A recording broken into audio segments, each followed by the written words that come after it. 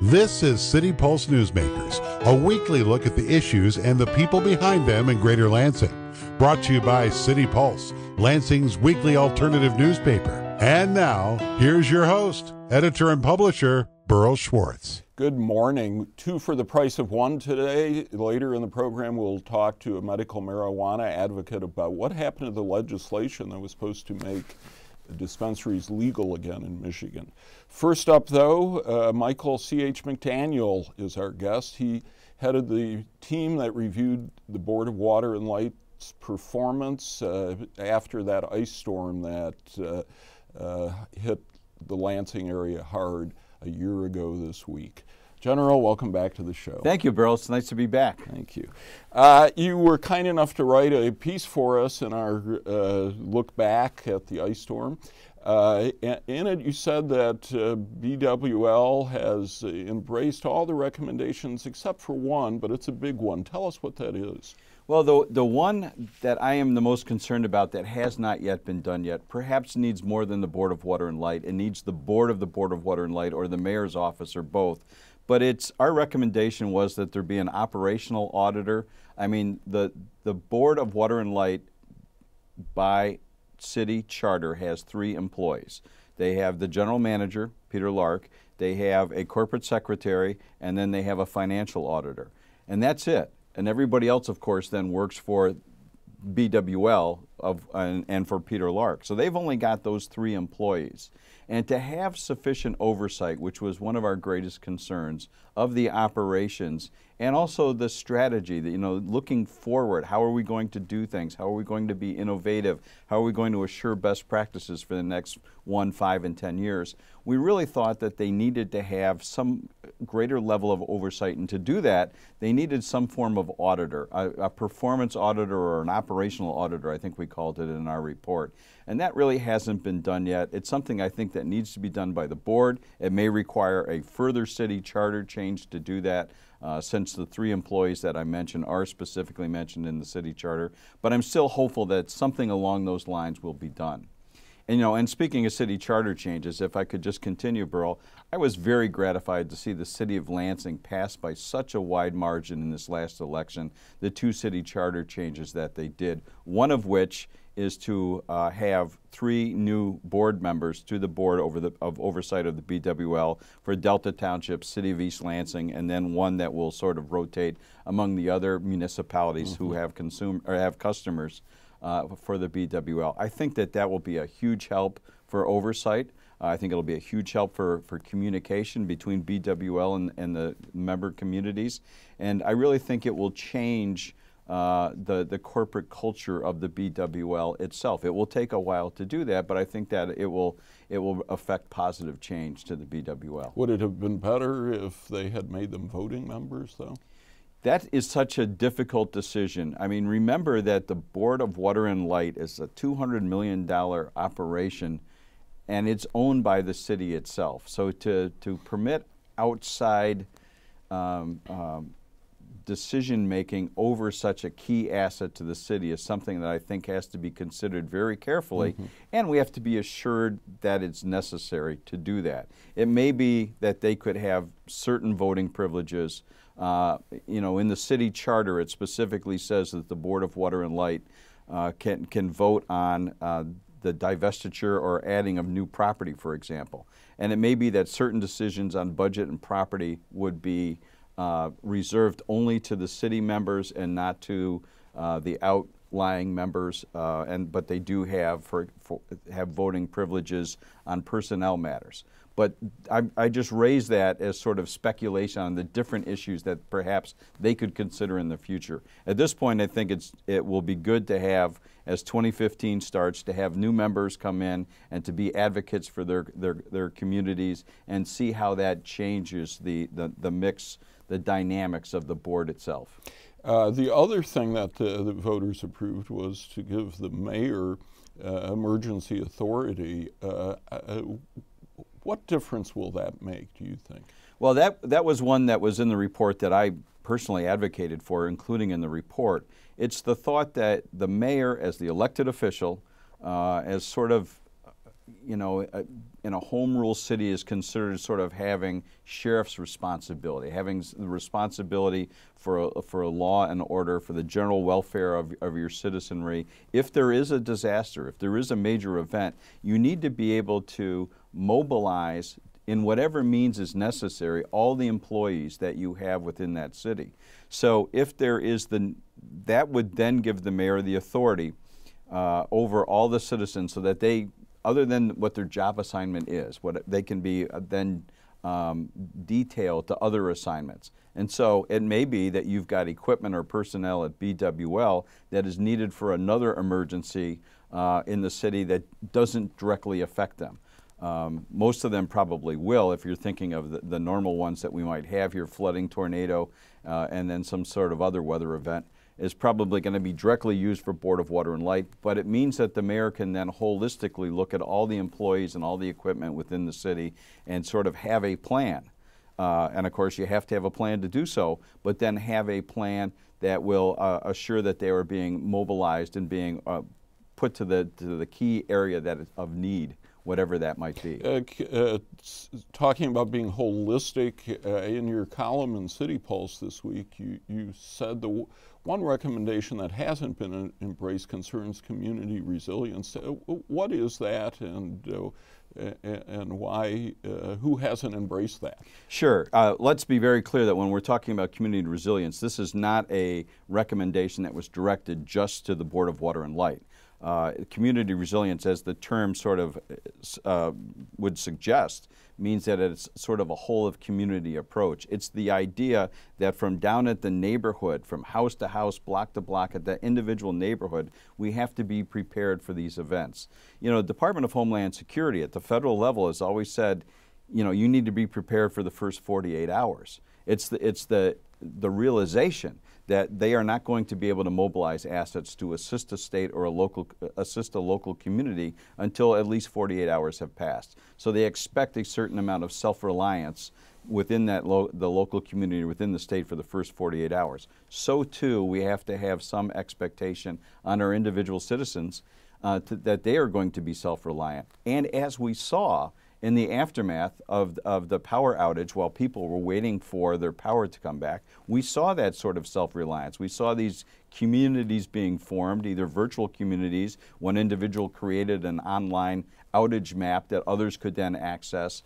There was social media communities created for communications because they weren't getting sufficient communication from Board of Water and Light. We need to take that energy, harness that in the preparedness phase so that we have those mechanisms in place. And the way to do that is with the very robust neighborhood associations we have here in the city of Lansing, we have in the city of East Lansing, and we have in some of our surrounding communities, so that they are working at that neighborhood level, identifying those who have special needs, those who are elderly, those who have very small children, those who may be using medical equipment which require electricity, those who are just not mobile for whatever reason.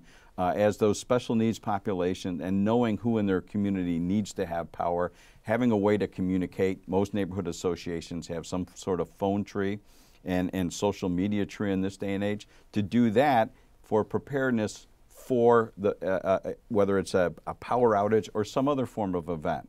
So the idea of community resilience is the understanding that, yeah, we will have another weather event or other event in the next year or 5 years, whenever it is, and that we're not concerned about that because we know that we are prepared for that.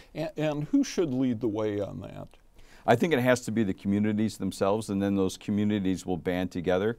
The emergency managers, the first responders in every community, is aware of this because there is a use of that where it's available.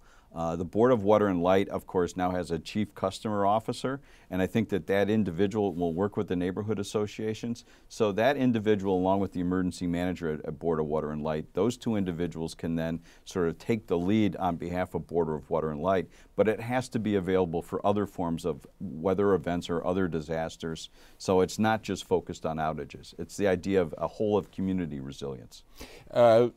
I know that the committee stayed away from the recommendations on whether anyone should be fired from BWL. As you look back at the last year of BWL's response? Are you satisfied that the leadership of BWL is truly turning things around? Well, there's a lot of different pieces to that question, so let me try and take them in order. First, the community response team never felt like it was our duty, our community review team never felt it was our duty to make a recommendation on that. That was up. We were going to put all the information that we could gather out there. We were going to make certain operational recommendations, and then the city, the board of BWL, whomever would make those decisions. Secondly, and personally, I felt that the general manager, Peter Lark, was going to be the individual most motivated to make change. From a personal standpoint, he was going to feel that he needed to rectify this, and I think that his actions since the ice storm, and particularly since our report came out and then was endorsed by the Public Service Commission, made it very clear that he felt that he needed to lead the change within the BWL. So I think that in that regard makes sense that senior leadership is still in place, but now you need to step back and I think look at it holistically within that organization, if I can use that word again. And as I said, the one thing I am still concerned about is there enough oversight? You know, as outsiders, it's hard for us to know the relationship between the board and the general manager and senior leadership there, and whether or not there is sufficient transparency. I think great strides have been made, but you can't expect public trust to come back in just a few months. It's only been 7 months since our report came out. They are moving forward on all the recommendations, it appears, that directly affect them, other than the one I said about operational auditor. So I think that there is a change there. But whether or not it is a true change in corporate culture to add transparency, to add preparedness to sort of their corporate motto, I don't know that yet, and I don't think we can tell until more time has passed. And it takes a while, again, for public trust to be regained. Part of oversight, of course, for a board is understanding the BWL's business. It's a very complicated business. Is a board truly capable of carrying out that oversight? It is. There's this really tough dynamic within the city charter that they created the board as having administrative and executive authority, unlike any other board or commission in the city of Lansing. They actually give it executive and administrative authority. And that's delegating the city's authority to that board, to those 8 individuals, is a huge responsibility. And yet it also says that there has to be 1 from each ward and 4 at-large members. So you're relying upon volunteers that represent the community itself. That's a huge responsibility. It requires a lot of time. In my mind, that's why the board itself should have more employees, such as an operational auditor. Maybe they need, I have heard that they are doing more training for the board as well, and I think that's a very positive step. But they probably also need more employees that work directly for the board, besides the 3 that are already exist. Yeah, we're almost out of time. I want to say, first of all, personally, it's been a pleasure getting to know you over the last year. And secondly, people may not realize this is not, heading this effort is not a paid job, right, and it is a time-consuming job, and you do have a full-time job. Yes. You're a professor of law at Cooley, yes, and so I hope the community is thankful for all your efforts. But I certainly thank you both for what you've done for the community and for the time you've given us at City Pulse. The proposal to bring back dispensaries for medical marijuana in Michigan failed in the lame duck legislature. Our guest today is Robin Schneider. She is the legislative liaison for the National Patient Rights Association. Robin, welcome to City Pulse Newsmakers. Thank you. I know you had a very late night. We're recording the show on Friday, and it had to be very disappointing to you. It was. We have spent the last 3 years attempting to clarify the medical marijuana law. It's a good act, but there's not any provisions for letting the patients test their medicine. If their caregiver doesn't have medical marijuana available, there's not any legal access for them. So we're trying to create legal access for the patients so that they're not going into illegal situations. And we are very disappointed, and it's the patients who ultimately will pay the price. It was the Senate, of course, that needed to pass a bill that the House had approved. The Senate will get even a little more conservative next year. What do you think the outlook is for the next legislative session? Well, we've been asked to come back in January and continue our work group with the governor's administration. I think right now our organization as a patients' rights group, our number one concern are the patients and their safety. So we're trying to determine what our best avenue is here. We know that we need some change. We know that the patients are being neglected. It's clear that the voters wanted medical marijuana in the state, but implementing the program, I think the patients have been victimized repeatedly at every turn. So we want to improve their quality of treatment, and I think we're going to possibly take another stab at it in January. I'm optimistic, but I think we've worked for 3 years in a good faith effort. We've been very open and honest, and in the end it was the law enforcement groups that opposed the bill and very strategically came out hard against it, and that was very frustrating. I felt it was very disingenuous of them after 3 years of hard work and negotiations. And why would law enforcement be against it? Medical marijuana is not a street drug. It's. I think, to be honest with you, borough law enforcement makes a lot of money off of marijuana busts. It's how they fund their departments. They took in $20 million a year in asset forfeiture. That's just what's been reported. I know there's more than that. But it's cutting into their budgets. If they can't go and raid everybody who uses medical marijuana and seize all their assets, well, that's difficult for them. So I think they are they're radically opposed to marijuana use, and I think they're ignoring the will of the voters. So I think we're looking at a 2- or 3-pronged approach moving forward. I mean, we're not giving up. We're here for the long haul for the patients. But I think it's probably time we start a media campaign, and we've tried to be diplomatic for 3 years. We did. We tried, we hired the lobbyists. We did the work groups. We met with every single legislator. We went to every one of their fundraisers. You even sponsored one, didn't you, for Richardville? Oh, yeah, we had a wonderful event for Senator Richardville, and he did try. He tried to help us.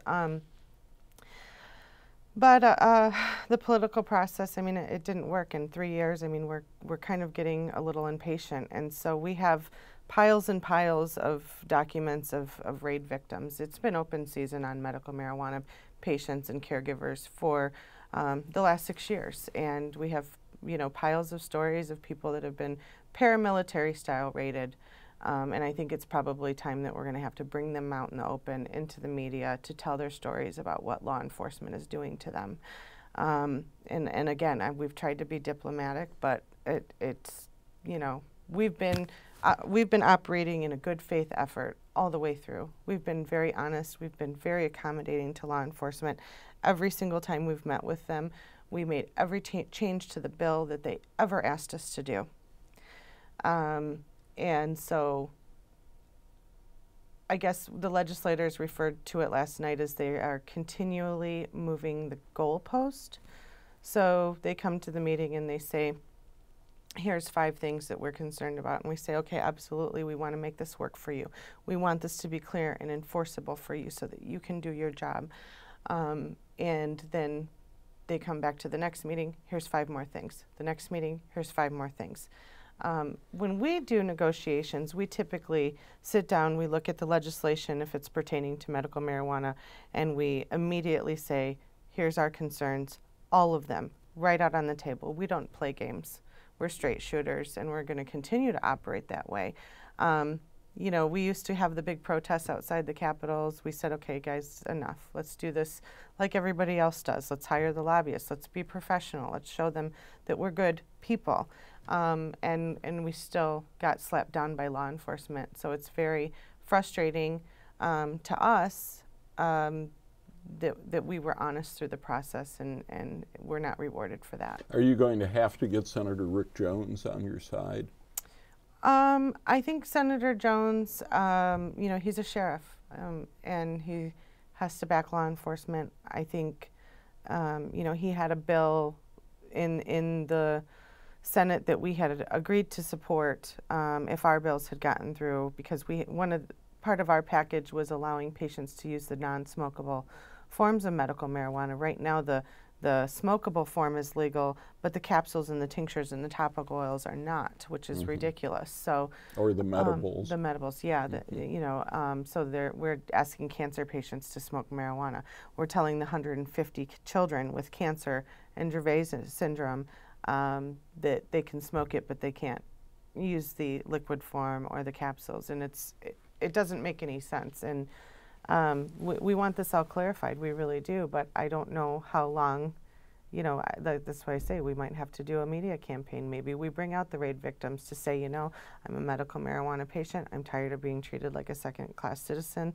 The cops followed me home, busted in my house with their laser beam guns, and seized all of my stuff, and, tore apart my house. And if you saw the reports, Burl, you'd be disgusted. They seized the women's sex toys during the raids.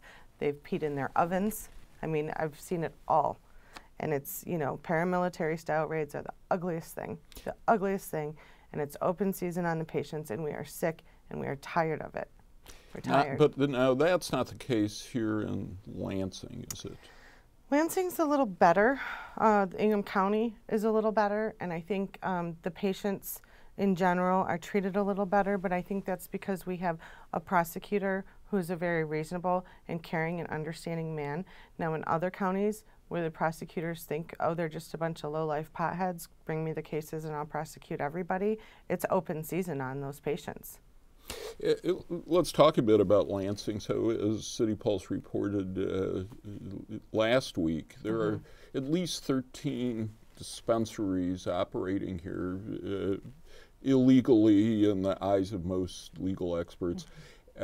Some are better than others, and I think part of the problem is that some are better than others. That's why you've been fighting for regulation. But what's going on in Lansing? What do the good ones do? What do the bad ones do? Well, I think that for the patients, I think first of all they need to have appropriate security. Clean conditions. The medicine needs to be tested. It absolutely has to be tested and screened for safety. We're talking about people with compromised immune systems here. And I think, being a good neighbor to the other businesses, operating during reasonable hours. You can't have people come in and have a party and smoke marijuana and then get in their car and drive home. That's not being a good neighbor. So I am concerned. But I think that there are some places that are doing everything they can to attempt to comply with the law, and I'm grateful to them that they've put themselves out there and provided a safe environment for the patients. We do not want the patients out on street corners, meeting in parking lots, dark alleys, trying to get medical marijuana. We want them to have a safe environment to access. So I am grateful to the business owners for providing that safe environment.